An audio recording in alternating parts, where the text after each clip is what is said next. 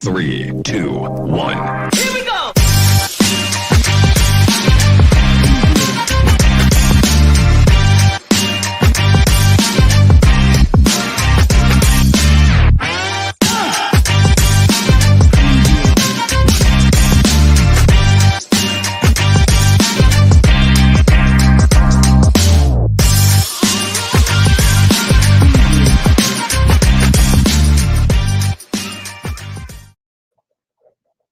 Yeah, love that intro. Love it. Thank you to my wonderful daughter, Courtney, for making that for us. You know, I say it like she actually did it for free, don't I? I mean, we did have to pay her. We did. And she made sure she collected. She held out her hand right away. Where's my money? Oh, she did the same thing to me. She's like, where's my money? She's like, you want this file emailed to you? She'd make a great little terrorist because she's like, you want the file emailed? Pay up. Pay the ransom. You'll get the video, Dad. Pay the ransom. You'll get the video. She just sits there. That's right. That's right. So welcome to Monday Night Dennis and Andy Show. We are going to be joined here soon by Art Thibert, who everybody should know because he's been in the business forever. And he's worked on major stuff. I first discovered Art's work actually on Superman. Did you know that, Dennis? He worked on Superman? I did, yes. Yep. So I discovered it on Superman where he was doing finishes over Dan Jurgens. And then after that, he went to Marvel where he just blew up into the Art Thibert. I've had the pleasure of working with Art before. He inked me on a few gigs over at Marvel that were X-related. One was The Strong Guy Reborn, issue of X Factor. I'm trying to think what else. Did he ink X? No, he didn't ink the X-Force. X Factor. He did X Factor. He inked my X Factor. He inked The Strong Guy Reborn. I think that was it. We haven't worked together that much, but you know, enough. So, you know, he's a good chat. He's a good guy. When he gets his butt in here, running late, I want to scold him for that. Boy, he knows how to get his comics turned in on time, but does not know how to show up to a podcast on time. So there you have it. How's your weekend, Dennis? So we're just going to shoot the shit until Art shows up. Yeah, no, it was a good weekend. Elizabeth's birthday, so we went up to Greensboro and hung out with her for her birthday. It was a great day. Oh, that's so nice. Of course, we always hit the web flea market on the way up, but you know what? Not a single comic book in the entire flea market. Very, very sad. I picked up comics yesterday. I'll show what I got since we got the time to kill. I got Star Slayer #1 by Mike Grell. I've always liked Mike's work. I have issue 2. I've been looking for #1, so I got me a #1. That's a good comic. Thank you. I got Final Crisis #7 because I just discovered my one of my favorite artists, Doug Mahnke, drew it. I didn't even realize it. And of course, it's a book that is a key issue because it's the first appearance of a version of Superman. So I had to pay a little more for it. It couldn't be like issue 1 through 6, which are cheap, but it's worth it because it's Doug. And then I've been looking for this for 2.5 years, House of Mystery. It has a beautiful Neil Adams cover with the first story is by Neil, printed from Neil Adams pencils. So been looking for it for 2 years. This friend of ours in town had a sale at his house. He has a huge collection. He sets up at cons. He had a sale at his house, and he, out of all the Silver Age stuff, he had one issue of House of Mystery, and it was the one I needed. So would you say that's serendipitous? I know. That's actually really good timing. That was good. Good that you went back for the second day. That's true. But would you say that it's serendipitous? Did I use that word properly? You did. And it was good.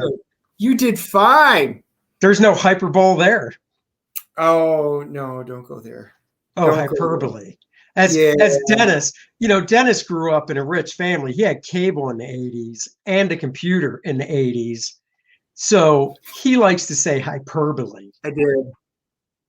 I do, Yeah. and we did, but that's because when back then it was Cablevision. They opened up literally right across the street from us, and in order to get people to have to pay for cable, they went door to door with a clipboard and said, "Hey, we're your new neighbors across the street. Pay for TV that you're getting for free." And of course, they offered us a deal, and my dad signed up.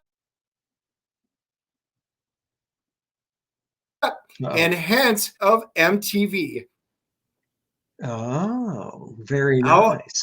I was actually on and watched it, so I was like, yeah, that also dates me. But yeah, if it wasn't for the fact that they literally opened up across the street, probably wouldn't have happened. Wow. Yeah, I picked up some books. I didn't bring mine down with me at there as well, but I did pick up the XMen 307 Pressman gold one, nice slabbed one, a 9.4. They're hard to come by. Yeah. I already had I picked up a GI Joe #1 that was slabbed, and that was I used to have them all raw. I don't know if I have them any. I know I got rid of most of my GI Joe, so I just thought, I don't know, saw it, kind of figured. Akira #2. I had used to collect. I had the entire run. When we moved, that was one of them that I wound up getting rid of. So now I'm slowly going back and recollecting Akira. And of course, now they're way more expensive. I should just hang. You should get the collections. That's what you should get. Comics. You should just get the collections of Akira. Yeah, you know me. I'm a floppy. I just got to collect the original. Hey, Dennis, I've heard you're a floppy. I That's know. Sad. I know. There's medication for that. What color? I wouldn't know. What color medication? Yeah. The little blue pill, Dennis. Oh, okay. All right. Like I said, I wouldn't know. X-Men. What are you doing? So, I do have collected volumes, like the X-Men and stuff like that. So I do have some, but I like all the originals. So I tend not to get too many of the graphic novels, but there are some good ones. Well, good evening, Ted. Thank you for joining us. Art should be here very soon. Hey, Ted. Yeah, no, I picked up a Cyber Frog. Oh my God! We wound up picking up some pretty good books. I already forgot the name of that Cyber Frog from the 1996 Harris Comics. I forgot. Oh, Reservoir Frog. Oh, I can't remember. It's an issue. It's a Cyber Frog #1. And the cool thing about it, I didn't show you, is the front cover. It's a wraparound cover, but it's a jam piece. So the front, Ethan drew Cyber Frog, and on the back cover, Eric Larson drew Heather. Oh, really? Yeah, I didn't know that until I got home and took it out and opened it. I was like, oh damn, a jam cover. So yeah, I thought that was pretty cool. Awesome. And then I got a Jungle Action 24 starring Black Panther, which I was looking at going, this looks so familiar. And I looked in my database on my phone and I was like, son of a B, it's not on the database. I probably don't have it. I'll get it. And then I came home with it and looked, and I have it. So I could probably actually message JT privately and be like, dude, I have it. Can I swap it? And he'd let me because he's a cool guy. Chances are I don't have it. Yeah, I'll take it off your hand. Chances are I don't have it. I'll double check. Sweet.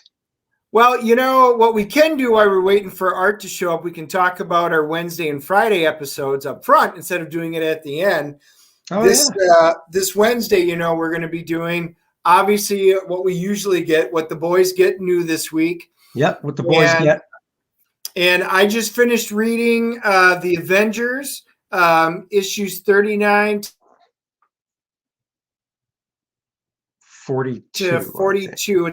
Yep. Hey, It is. It's a great omnibus. I got one, Brick. and then I got the Age of Apocalypse X-Men, and I got a bunch of the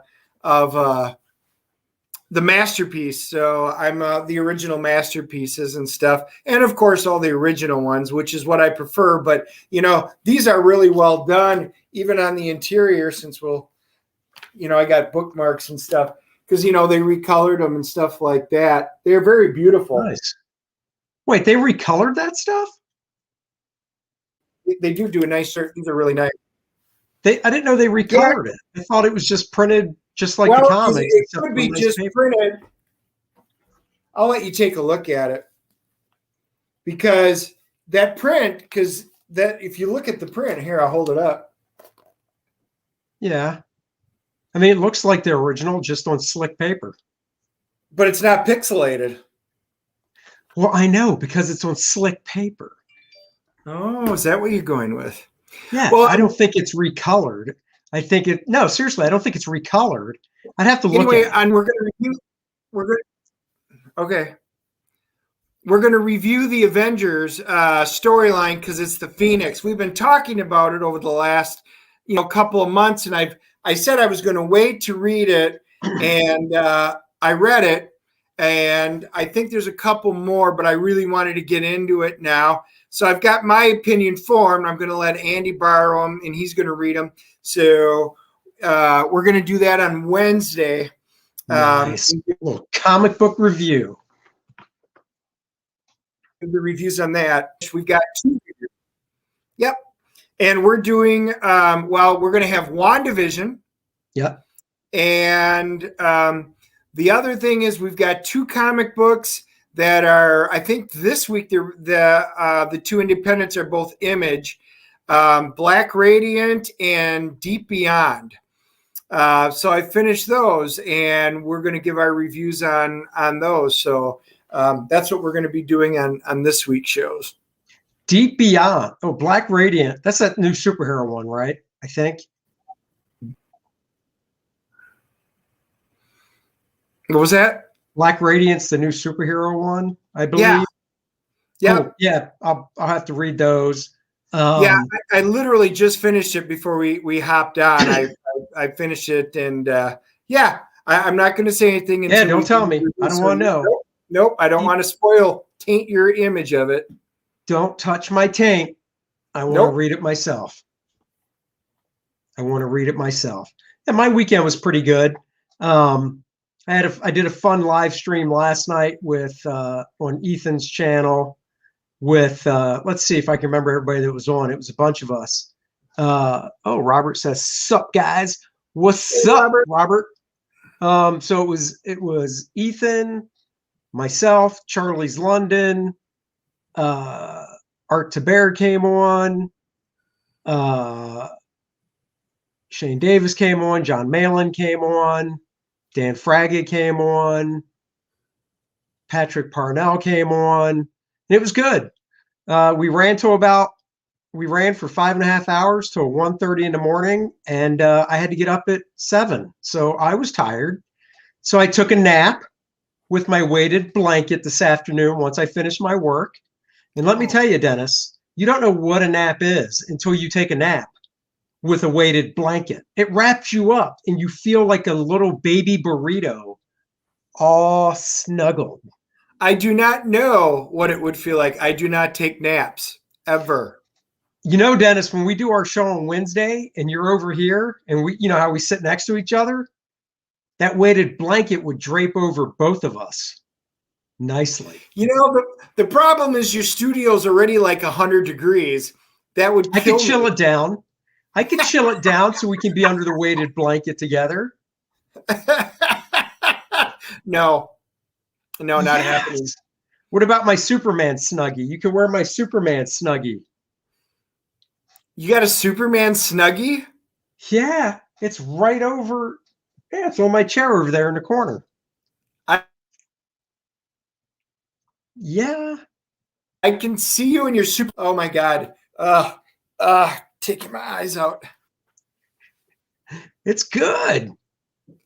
It's good. Hey, Ted and Robert, and anybody else who's on there. We've been having a little bit of glitches. We don't know. We think it might be Spectrum because Andy and I are both out of Charlotte. So let us know if you guys are getting any lag that's on there. There's not much we can do, but I was having let some us problems. know. And Andy was having problems. So just let us know if you guys are like that. Dennis just froze. So let us know if you guys see that. Yeah. Let us know if you guys see any of that freezing up. Well, until Art gets here, I just texted him again. If he didn't live in Texas, I don't know if I could be friends with him anymore. But he lives in Texas. So is he in a part of Texas where they're having problems? He was, but he was on the stream last night. He has his power back. So unless something happened I don't know about. Earlier today, he said he was all good to go. Okay. But that was earlier today. So we'll see. But, like I was saying, little bits here and there. Well, thanks for letting us know, Ted. Hang in there. We appreciate it. Look, I restarted my computer. Dennis restarted his. It's got to be stupid Spectrum.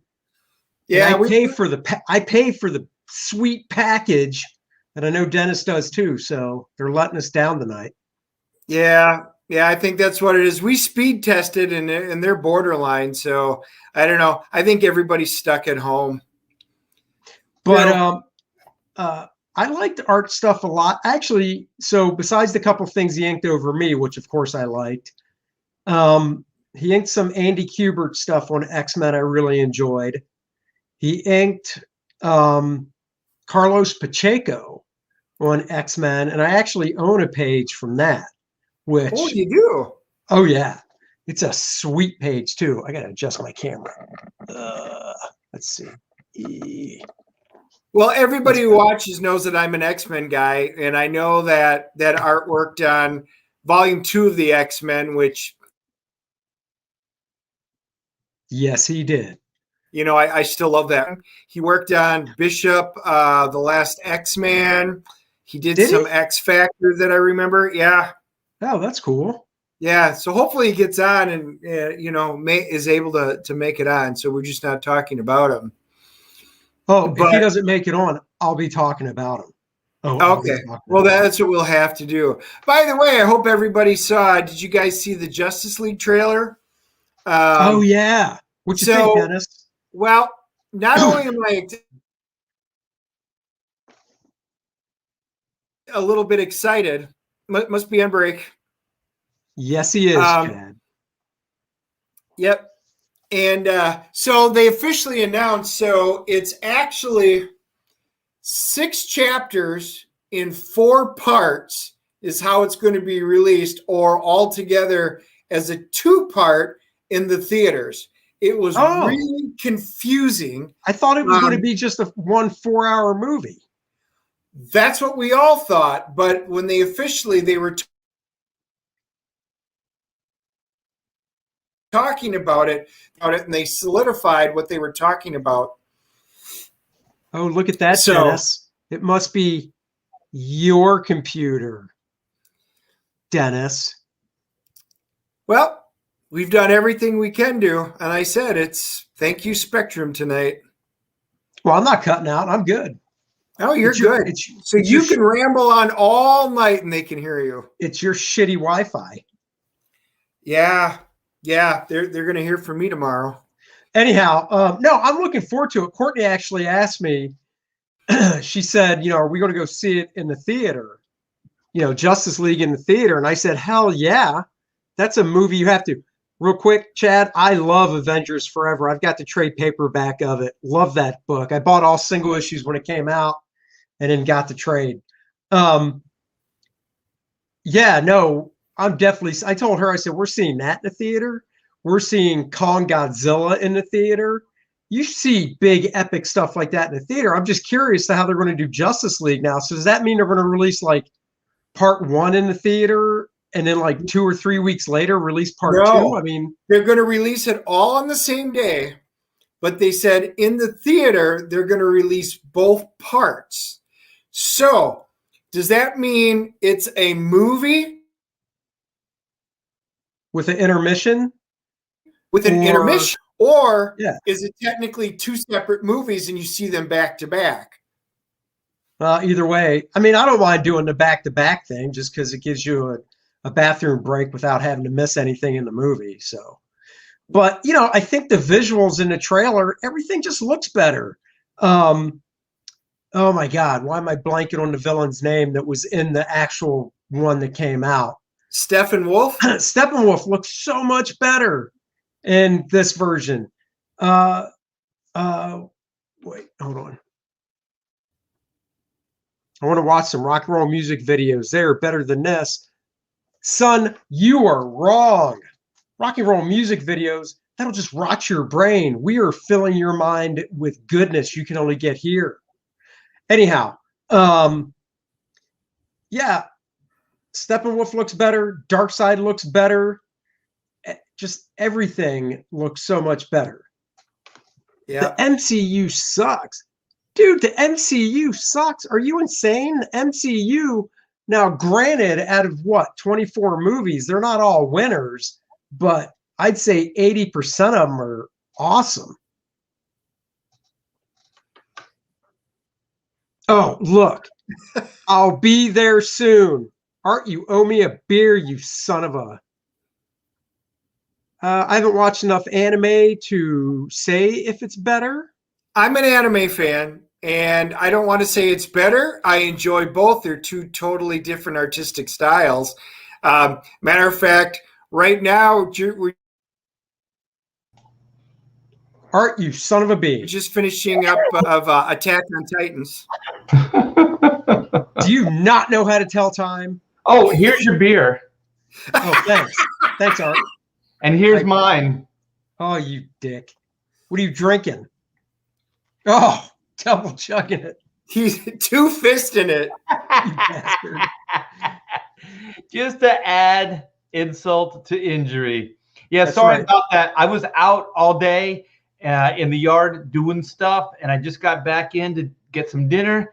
And then I just realized, hey, Andy Smith and Dennis Turner. That's right. By the way, so there you go. Dennis, Art, Dennis. You guys have met now. Art, just to let you know, Dennis is a huge X-Men fan to the point, and I love bragging on this. He has every issue of X-Men from number 1 in 1963 all the way to present. That's cool. Yep. I'll tell you, it's weird. Like the original X-Men, I was like, the Neil Adams X-Men run, I was like, But then the new X-Men with Lin Wein and what was his name? Cochran. It was right. Yeah. Dave Cochran. Dave Cochran. Oh my gosh, brilliant. That's what got me. Oh yeah. I just wish, at the time you look at it and you're like, this is mind blowing, but you almost kind of wish you could see that stuff well, actually I take it back. You remember when Dave came back to the book after Byrne? I think so. I think I have all that. Well, Joe Rubinstein was inking it. And I thought Joe inked Dave awesome. And if Joe could have inked those early issues that Dave did when it was Len and him, with Giant Size in issue 94, oh my God, that stuff would have been smoking. So who did ink that? Do you remember? I think it was Sam Granger. Sam. Yeah. I mean, it wasn't awful, and then Bob Layton inked one issue. That looked good. Yeah, Bob. It was actually early on in Bob's career, so it wasn't. And I think Bob would even say this. It looked good. It was definitely. I think it was issue 108, so it was definitely a departure from the previous stuff because it was cleaner, but it wasn't Bob that we know of from Iron Man. You know what I mean? Yeah. He wasn't there yet because it was. I think Bob said it was one of his first gigs. So. But Poor Dave. I liked his run on Legion of Superheroes too.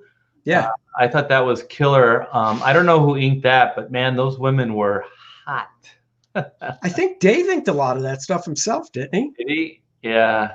Yeah. Because I liked it when he inked himself. Yeah. So, I would like to go back on those issues and just check it out, because he was definitely one of those guys that I think we were talking on Spilling the Ink the other night, and we were saying like when you're young and you're buying books, you didn't know you had a favorite artist. You just bought books, and then when you get older and you start looking at your collection, you go, "There's a lot of this guy, or there's a lot of that guy." And so when I started getting older, started working professionally, looked back and I'm like, I have a lot of Dave Cockrum stuff. He was one of those guys. Yeah. Yeah. So Art, I know when we were talking on actually one of those Spill on the Ink shows too. So I never realized that you got into business. So, what was it, 81 or 82, you said? Like 82. Yeah. And who was it for? Tell the audience, because I don't know any of this. I worked for Renegade Press, which was it Aardvark Vanheim? It was Dave Sim and then Denny Sim. And then I think they were splitting up at that time. So it was Denny Lobert. And so I think somehow, I don't know the details, but it became Renegade Press. So I think wasn't Cerebus still Aardvark Vanheim? And then I think so, yeah. And then she went Renegade. I don't know how that really broke down, but I was working with Jim Valentino and just trying to get some indie stuff going. And then one thing led to another. And then I started working with the Pennies on Warp Graphics when they had that publishing company, and working with Jim Valentino as well on that. So that was early days. But when you started out, you were drawing, right? I was. Or were you just inking somebody? I was inking Jim Valentino. Oh, okay. Yeah. So some of the stuff was uncredited, like on Normal Man, things like that. I think he gave me a special thanks on one of the issues, and then just working my way, into inking him full time, which was on Myth Adventures for Warp Graphics. Yeah. So when did you worked for DC before Marvel, right? I got work at Marvel and DC on exactly the same day. So I got work as a penciler at DC Comics, as an inker at Marvel Comics. So what did you pencil at DC? Oh, wait, I think I know. Go ahead. I first started off doing some of their Who's Who pieces. So I worked on some of the Star Trek stuff, and then worked my way up to DC Universe. Yeah. Dennis? He said Star Trek. You love Star Trek. Who was the captain, Dennis? Who was the captain before Kirk? Robert April. And then there was Captain Pike. It was Captain Pike, I think. Yeah, that was my Who's Who. And then I did the Academy. And there was another character, some woman. She looked like she was like, maybe it was like the Next Generation stuff, because she had a different uniform on, and she had like curly hair. I don't remember the character's name. Yeah, so I did that, and then I did some Who's Who pieces, and that was quick. Like, it was just like rapid fire. I did those within a couple days, and then I started working on the Warlord for DC, penciling. Who inked it? Pablo Marcos. Oh, yeah. And Pablo, like growing up, I was like, yeah, but then you know how you always hear the stories, and then you're like, why doesn't this look as good as everybody else he inks? And then it's like, well, Pablo, I guess his wife was sick or something like that. It's a sad story. And so, hospital bills and things like that. So I think other family members were picking up the brush and helping out. So yeah, it wasn't quite, the Pablo Marcos that I was hoping, but it was still pretty good. Yeah. Oh, that's cool. Yeah. But then when did you start Superman over Jurgens? I did some other pencil work. I did a bunch of Teen Titans spotlights.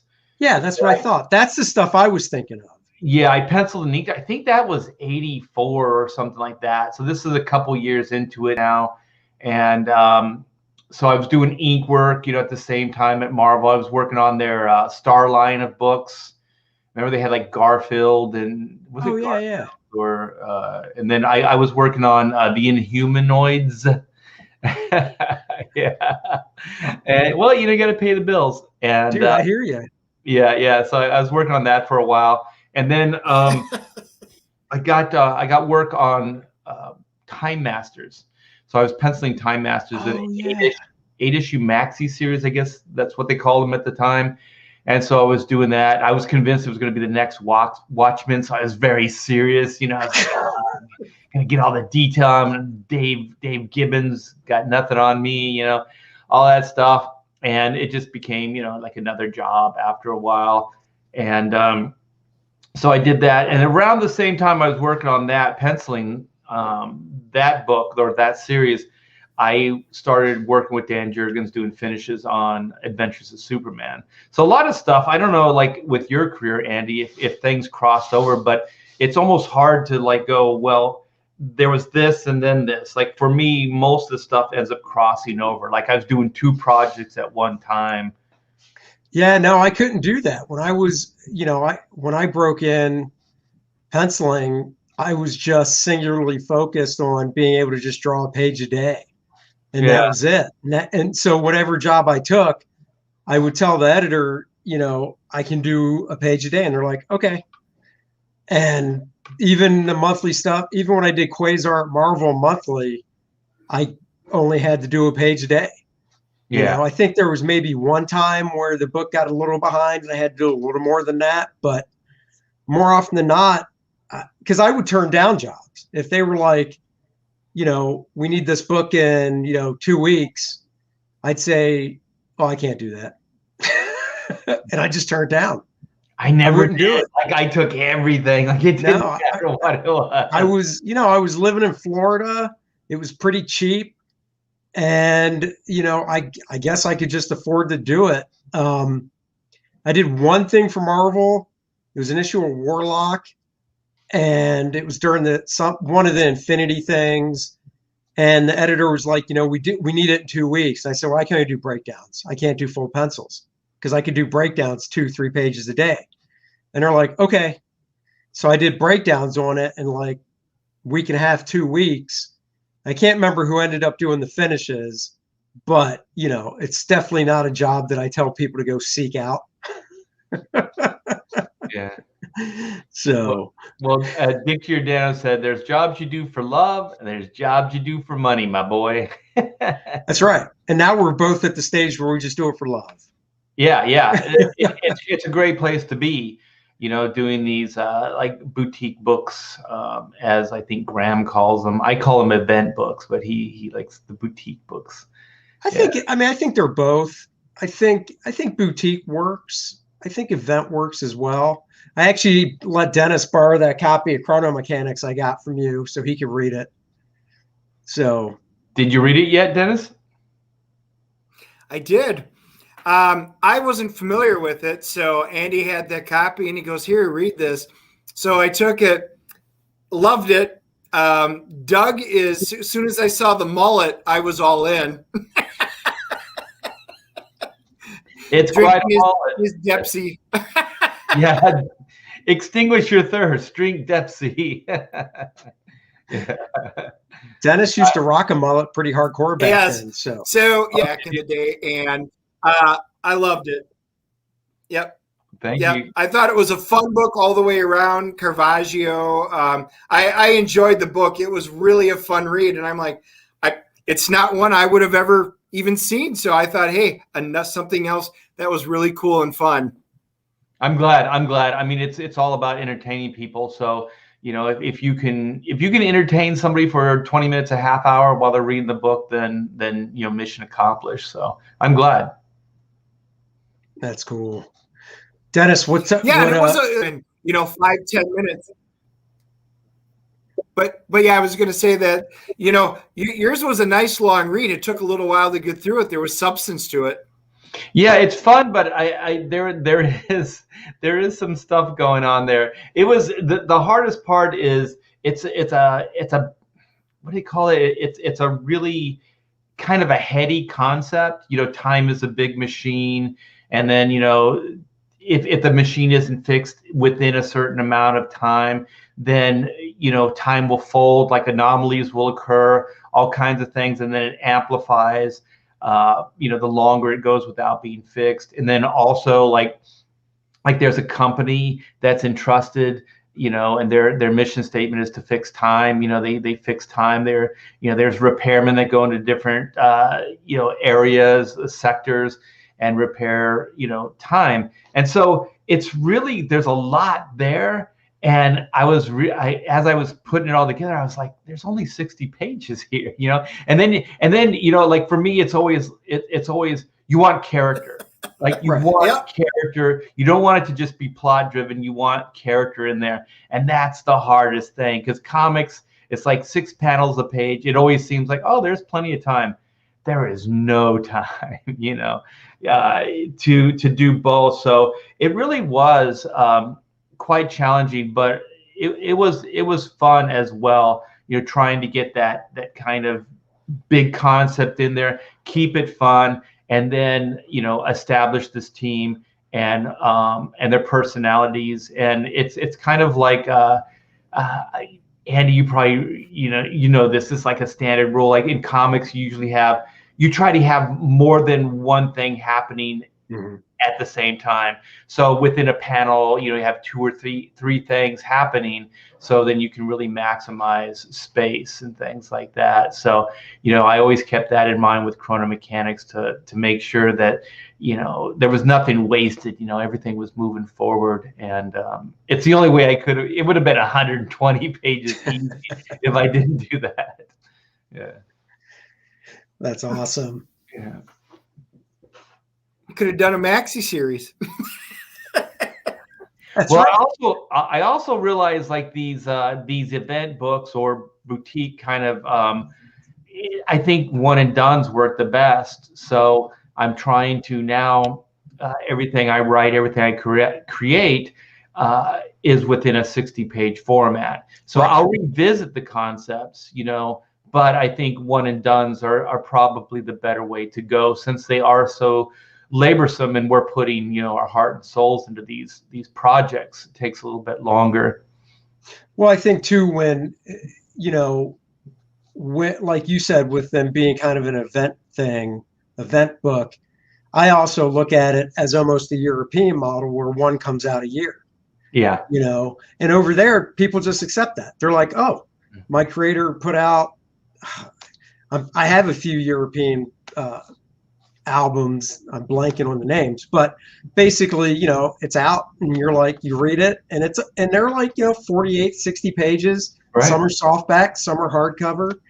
And you realize when you're done, it'll be probably a year before the next one comes out, but they're still basically one and done.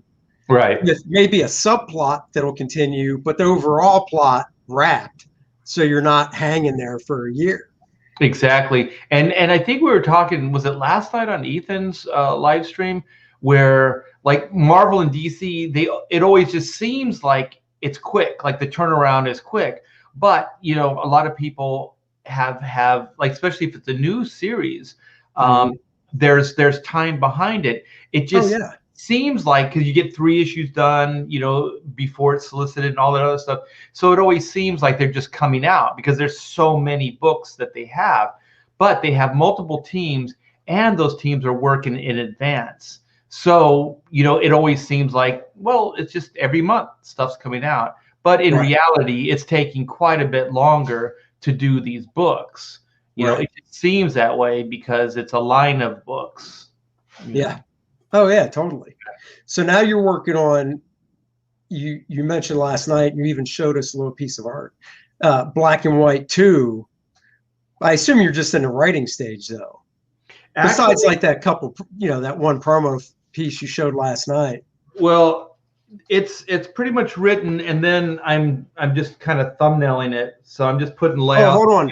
Put those back up. I love showing that. I love seeing that stuff. I'm going full screen. So you do your little man, I just can't do layouts like that. Yeah, so I'm so tight. I'm just kind of blowing through stuff. Man, I wish I could do layouts like that, but You know, have you ever seen Brian Stelfreeze's layouts? No. They're just like that, just as tight and clean.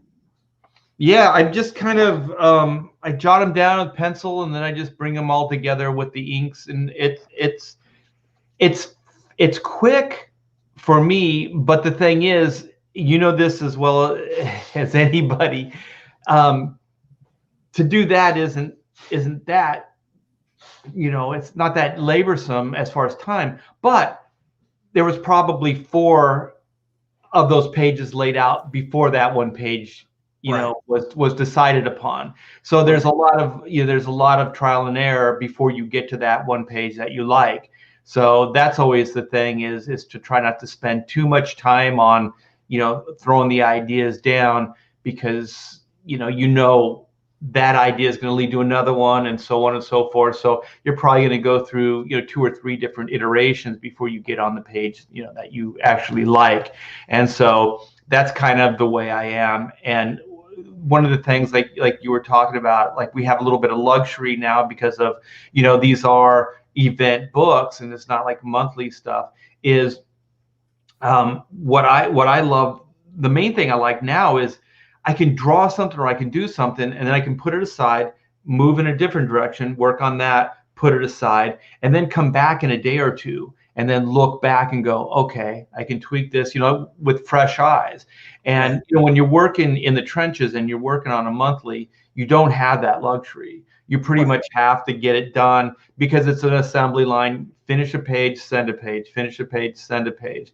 And that's always kind of the way you do, you know, monthly stuff for Marvel and DC. So I like this because it's always, you go back and go, what was I thinking? You know, and you start redrawing and reworking it. It's like, this is just a pile of poo.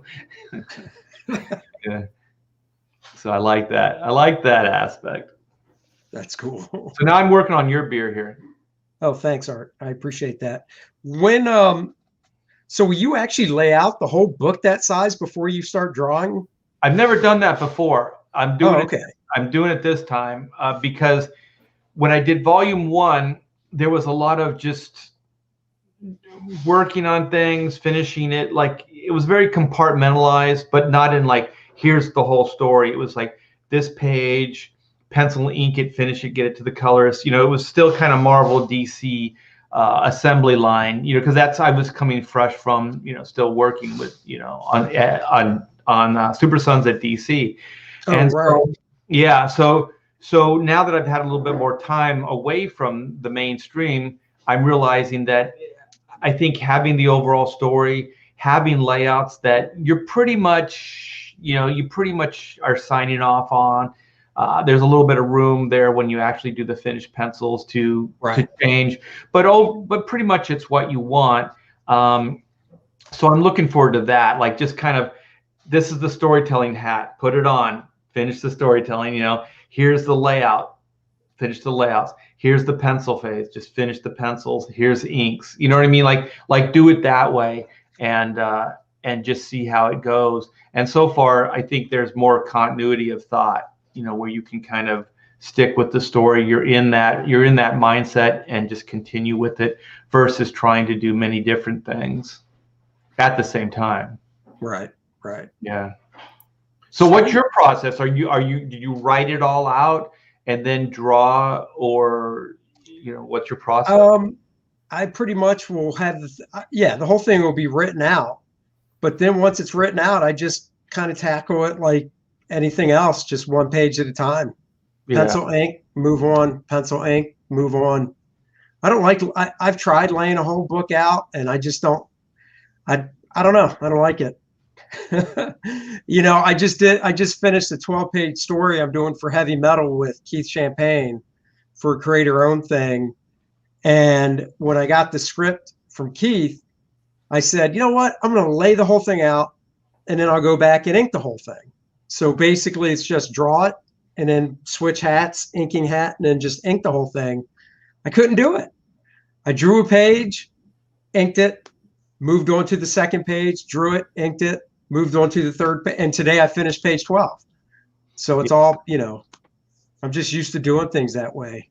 Yeah, that's So, that's how I did volume one, black and white volume one, just yeah. page at a time, getting it out to the colors. But it was always, it would come back, and then I'd like, I wish I would have spent more time here, tweaking this. So now I'm trying to keep more of like, continuity of thought, finish it up, stay in that mindset. I just don't have the experience too that you have, because I think you've worked quite a bit more as a penciler. Right. So I think when you get the written word, you trust that you're going to be able to lay it out, things like that. Like you can work from that. Are you doing full scripts, or are you doing plot breakdowns for yourself, or how are you writing it? I'd say it's a combination. Sometimes on a page, I'll just break it down into a plot, paragraph for the page. But then when I actually open up the Word doc to start drawing it, because I draw everything digital, then I print it out to ink it, traditionally. So when I open up the Word doc, I'll go in and I'll just like separate the paragraph down into the beats for the panels. But I don't generally do full script. I mean, when it comes to the dialogue part, all that's done, traditional Marvel style, because I work with a buddy of mine to do the script, to do the scripting.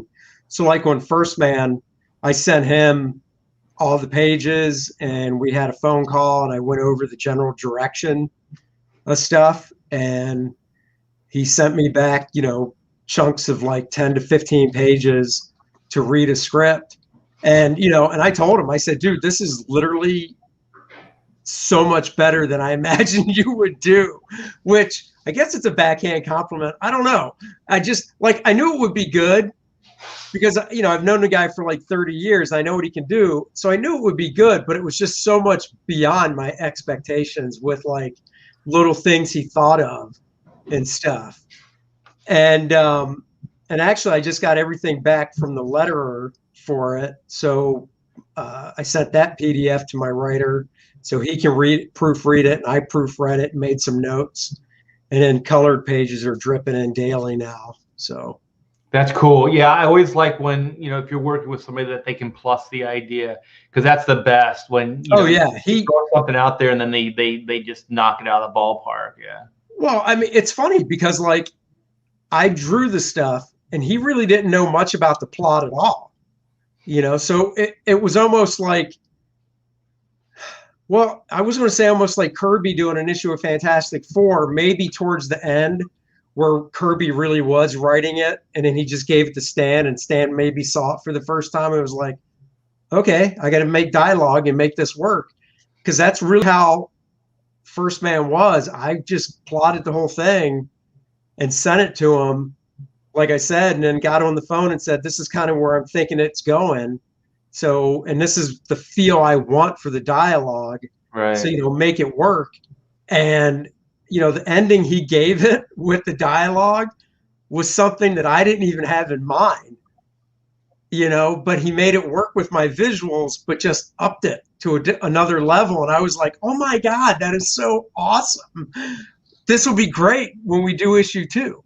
Yeah. Now, issue 2, he'll be really involved with the plotting of issue 2 because of just, what he did with the dialogue and stuff. He proved himself. Yeah. Now you want to use him more. Yeah. Take a little What weight. else can you do? What else can you do? Pretty much. Yeah. I know, Dennis, we were talking about your Ultimate X-Men stuff. And I know Dennis enjoyed that stuff. Yeah. I liked all your X-Men stuff, but I was just kind of curious, what is, out of all the stuff you've done, what was your favorite run that you did? On the X-Men? On anything, but I do love the X-Men, so. Wow, that's a good question. I don't know, like Superman was a lot of fun, like working with all those guys on the Superman books, because I think there were 3 or 4 books that all interrelated. So in the day, I think Action, Adventure, and Superman, and maybe Man of Steel, I don't remember. They all kind of had, one would begin it and one would end it, kind of thing. And so the fun part about that was, I was still pretty young, and Mike Carlin, the editor, would put these packages together, so we'd get weekly updates on what the whole team was doing. So you would get all these stuff back from like Dennis Janke, those inks, and Brett, what was his Breeding. Yeah, and all these different guys, and you get to see what Jerry Ordway is doing and stuff, and you're just like, whoa, man, this is inspiring. This is inspiring. So you want to, there's that competitiveness that you have, and it wasn't, it wasn't like I wanted to destroy them. It's like I wanted to, like, how they were inspiring me. I wanted to do, that I know some people get competitive and they're like, I just want to destroy that guy, but it didn't really, it wasn't like that. It was more like we just kind of wanted to keep plussing and keep inspiring, to keep trying and getting better and better. And so I did like that a lot, just because there was a lot of camaraderie on it. One of my favorite runs, I think, on X-Men was when I inked Dave Finch, because it was just it was such a pleasure to ink him. And excuse me, once I got the pencils back, I realized, like, Joe Weems and Bat and these other guys that had inked him over at Top Cow, because really I inked his first, mainstream comic book stuff. We did the Call together, and then we went into Ultimate X-Men. And so I noticed that those guys were like really making it slick. Like, it almost they were tightening it up versus the way it was penciled. And so when I saw this, I was thinking, that's a lot of work to try to do that, like kind of reinterpret what he was putting down, which is usually not a problem for me, but I really liked what he was doing. Like, those pencils are really cool. So one of the things about that run was, there would be like a series of hatches, thick to thin pullouts, but each one of those pullouts, it wasn't like boom, boom, boom, like the rhythm that you get in, or like old school where you had the brush and just, you kind of do them all in a pattern, and you kind of do them relatively quick, because you got to have that pattern and that flow. This was a little opposite. It was more like kind of like scumbling around and pulling out. So they were more organic. So it wasn't just like put the nib down, pull out, or brush down, pull out. It was kind of like push on it, kind of vary the weight a little bit, and then pull out. So if you notice, each one of the hatches, if there's like, let's say 10 in a row, each one of them kind of have their own personality. It's not done like that kind of rhythm inking. It's really kind of like they're chiseled. They're kind of sculpted, each one of them. And so I was really trying to emulate the pencils, because he wasn't, I don't know how he pencils, like if he just kind of, like moves his hand a lot and then, does things. But one of the things I always try to do, because I am a penciler as well, is when I see pencilers, like, that's why I like to work on pencils, not blue lines, because you can see that energy that the penciler puts down. Like, you can see how they use the pencil. You can see that movement. You can see that motion. So a lot of times it inspires me to actually ink them in a similar way. And so Dave did, and Dave really supported what I was doing. And Marvel was really trying to get Danny Mickey in for that job. And Dave was like, no, I want Art to work on it. Oh, so nice. He was really in my, on my side on that. And it feels good when you're working with somebody that really has your back and likes what you're doing. And so even when after Batman Hush, Jim Lee was done with that, DC offered that to Dave and I to follow Jim Lee on Batman Hush. And I actually convinced Dave. I was like, no. Ultimate X-Men is the better gig right now, because you don't want to follow Jim Lee. I've done that before. You don't want to do it. It's tough, man. It's really tough to be compared to Jim Lee. So I actually think, like, those two are a toss-up, Dennis. Like, working with Dave on the Ultimate X-Men, and then working with Dan Jurgens and the team on Superman. Here's very a question cool. for you. Who's the artist Art like inking the most? And I was actually going to ask you that as well, but I have a good follow-up. So we'll go with that first. Thanks, Chad. Yeah, I liked Dave Finch. I liked Steven Segovia. We did Action Comics together just a few years back, and I kind of like guys where it just doesn't. I didn't have to think, man, and it wasn't like that. Everything was so put down, it wasn't that type of thing. It was just that it felt just natural. Just my line just fit what he was doing. Once again, he was really in my corner as far as support, things like that. So I think that was probably one of the most the jobs I liked the most, just inking him on that. Which so I'll put you on the spot. Why not? Which Kubert brother did you like inking more? Because you inked them both. I think you know something. No, I actually don't. Have you ever worked with them? I mean, I'm friends with both of them, but no, I've never worked with them. No. Oh, okay. Andy is easier to work with than Adam. Really? Yeah. I would have actually thought the other way around. Adam had a lot of like very specifics. I like them both, Right. as people, but Andy was kind of like there was this thing that he did, and I thought it was really peculiar where we were working on Ultimate X-Men as well, and it was really loosely penciled. There was this drawing. It was really loosely penciled, and it was a sequence, I think, and then I inked it, how I thought it should be inked, and then he's like, you didn't do what I thought you would do, and I said, well, what was that? He goes, well, I was hoping you'd ink it like Joe, like my father, and I was like, why would I do that? He goes, well, it was a trial. I wanted to see if you would you just kind of like step up and do it. I go, if you asked me to do that, I could do it, but there's no way I was going to be able to just channel your father without any heads up. And to him, it seemed like it was very obvious that that's how I should have done it.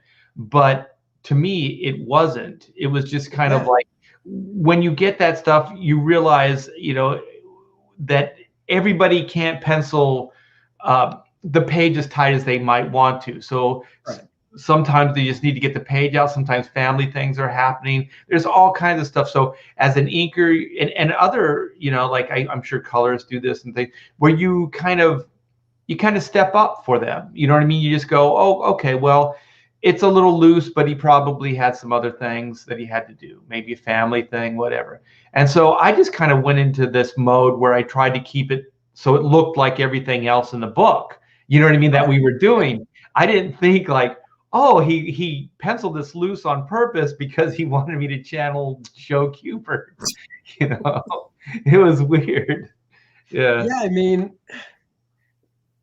if I can't think of, like, whenever I penciled a job and worked with a new inker that I didn't really know, I would email them or call them and be like, hey, this is kind of what I'm looking for, but I would never just draw something and think, oh, they'll do it like this. I would always leave a note, even if I wrote it on the page, like if that was me, I would have wrote, could you try and ink this like my dad would, like Joe would? Yeah. I would have told you up front. Yeah. Because then you could have been like, oh yeah, let me get some of Joe's stuff out and maybe do some warm up stuff on scrap paper and get into that rhythm. And yeah, I'll give it my best shot. Yeah, definitely. Even as because I think Joe was more of a brush guy, so yeah, it could just be as simple as just using a brush instead of a nib. You know what I mean? Like you'd have a different look that way. Yeah, but there wasn't really heads up, and he was really kind of like I should have known this, and I just remember I was like, I don't think this is a very reasonable thing to have. No, that's weird. That's weird. Yeah. That's too funny. So I was asked to leave that run of it, and so it kind of had just it had just kind of, how do I say it nice? Like the relationship had run its course. Let's just say Right. that. And so I still had 3 pages that I needed to ink. And I'll tell you, I know that you've been in this situation, Andy, where you're just like, you're so upset. Like, Oh yeah. I put my heart and soul into this series, and then you just got rid of me, and I barely have time to finish the book, and whatever. So you still have pages. You want to be professional, right? You're not going to hold them hostage. Oh right. Yeah. So I'm like, oh, how do I do this? And so I inked 3 of those pages. I call it just inking angry. Like I was just like, ah. And I was like, I don't care.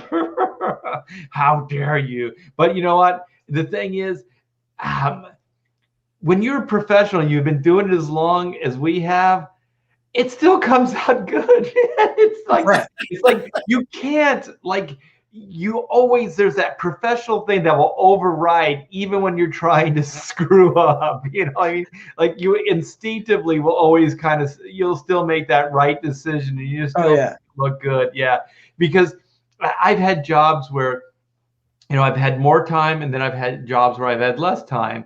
And then you hold them side by side and you're like, holy crap, I can't tell the difference. Right. You know what I mean? Like, and that just goes to show you, I mean, you don't want to work like that all the time, but you can, and you can still bring a certain level to it. You can still hit that high benchmark that you set for yourself, even though you only had 2 weeks versus 3, or 4 weeks, kind of thing.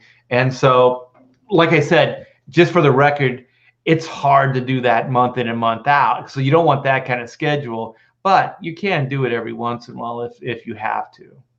Yeah. Yeah. That's cool. That's very cool. Yeah. I mean, I like both their stuff. I still, there are 2 guys that I still buy just because they drew it. So I'll buy it. Yeah. Okay. I'm going to ask you, which brother do you like better as far as style? I've always gravitated towards Andy more than Adam's work. I like Adam's layouts and storytelling better. So from that aesthetic, where if I'm just literally looking at the layouts he does and just camera angles and stuff, I lean more towards Adam. But from a drawing style, I like Andy a little bit more. Could be because of the name. I don't know. It's an Andy thing. And the funny thing too is Andy was, and I don't know, this could be a subconscious thing, and I'm being serious. Andy was the first brother I met when I was going to the Thibert school. He was also the one that, because when I was going there, their studios were in the basement of the school. So I would go and hang out with Andy more.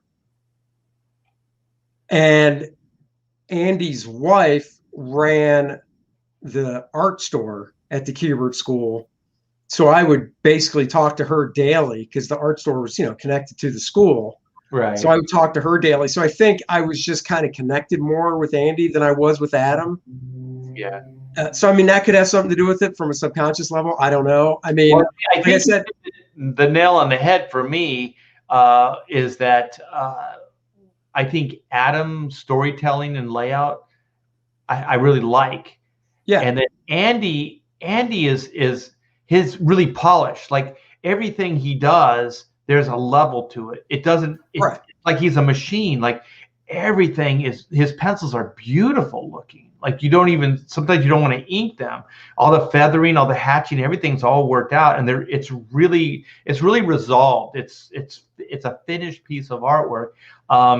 Andy goes, Adam goes between like almost like a breakdown to a finish, and it can from panel to panel, it can change.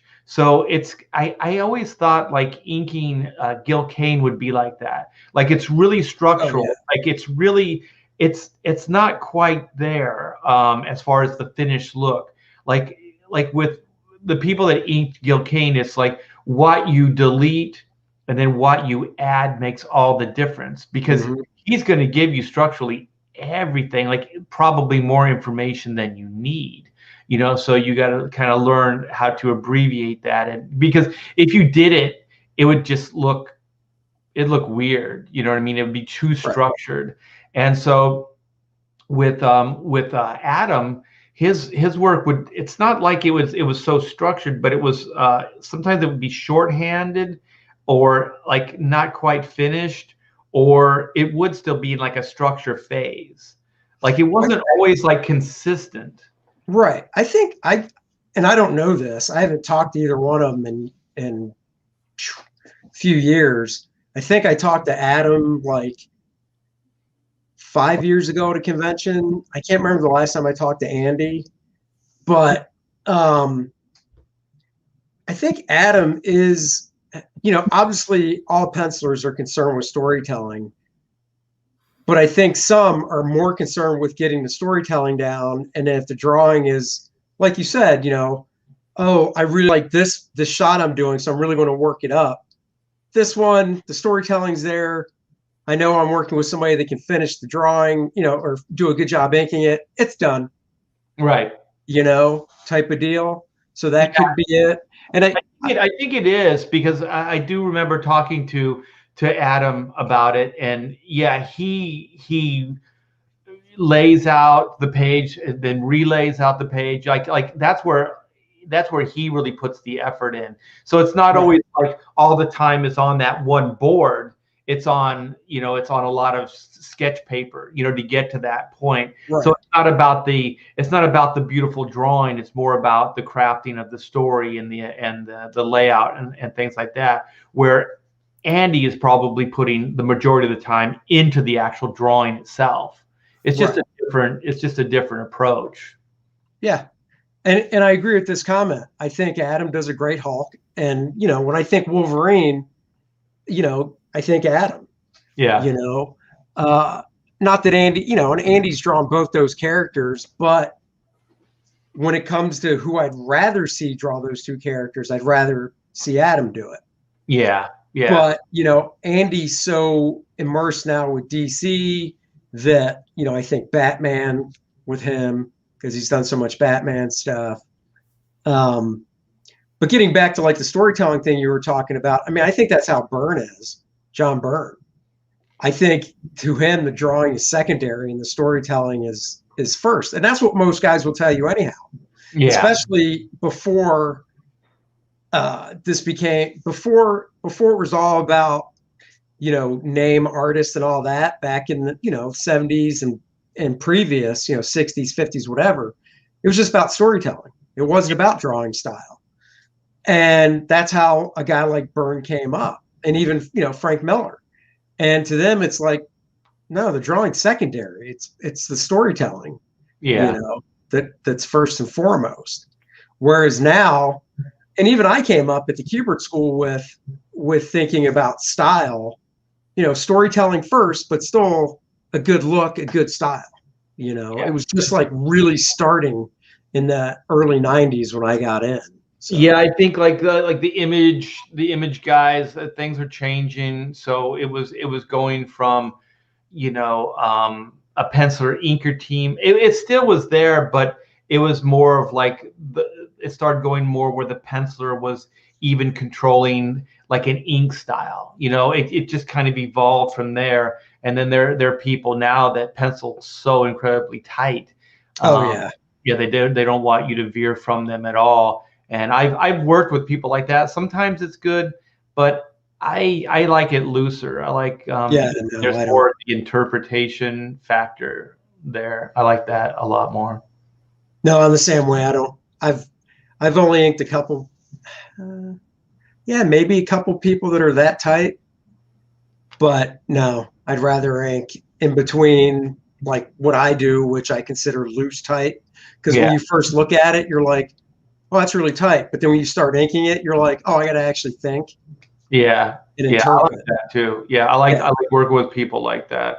Brandon Peterson, holy crap, man, his Too pencils tight. are so freaking So tight. tight.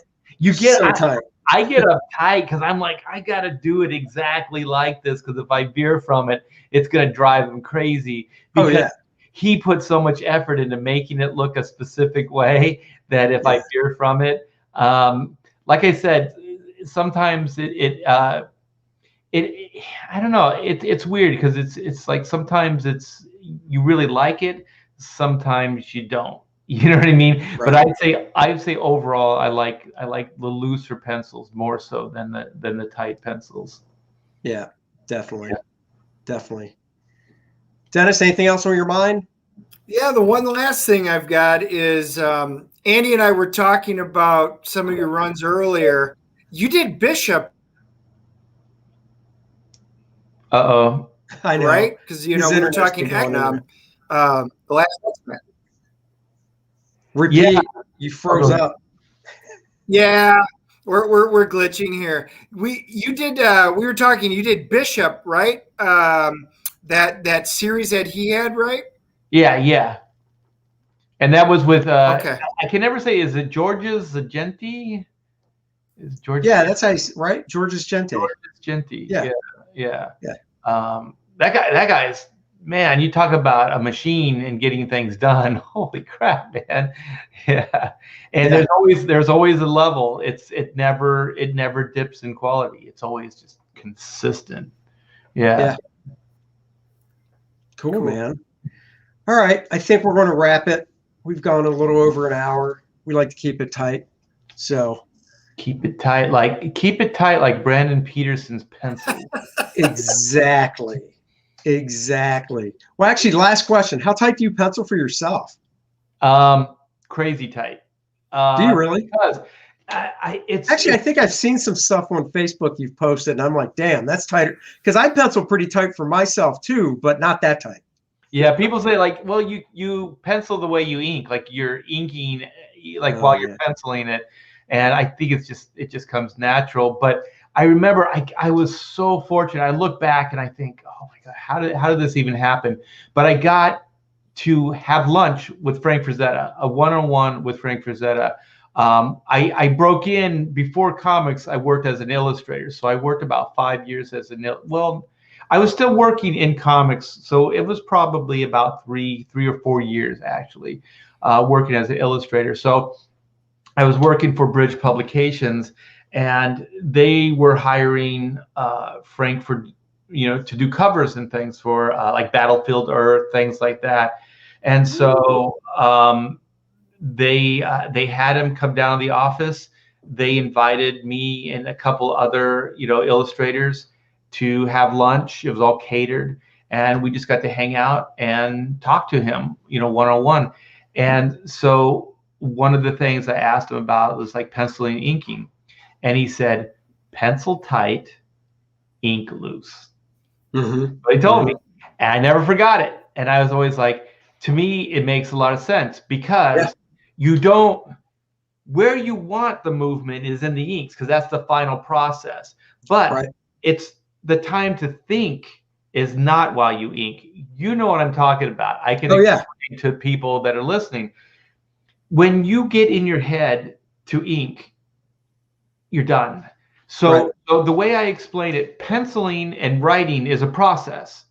Try something, rip it up, try something again. It's a process. Inking is a performance. Inking is like you're going out on stage and you're going to sing an opera or something like that. That's a performance. So when you're inking, you get one shot at it. So like if you're out on stage and you're singing and you drop a note or you do whatever, that's the performance for that night. You know what I mean? The next night will be different, but that's the performance. So inking is really kind of being in the moment and just rocking it.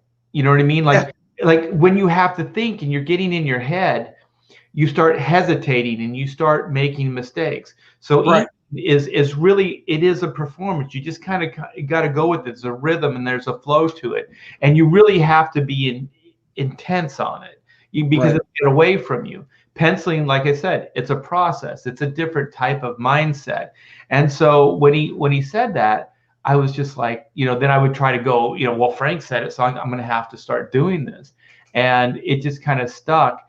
And then it's so, when I was, doing, working with image and, doing all that stuff, I remember having conversations with Todd McFarlane, and Todd's like the opposite. He pencils really loose, and then he does the finishes with the inks. Right. And so I was always like, how do you do that? It doesn't exist. How do you do this? Kind of thing. And so it always seemed a little like it wasn't intuitive to me. It didn't really register to me to do it the other way. So I've always kind of penciled tight and then just kind of try to go over those lines very loosely and try not to think too much about it, so I could get energy and I can get, some power or whatever it is that I'm trying to get across in the inks.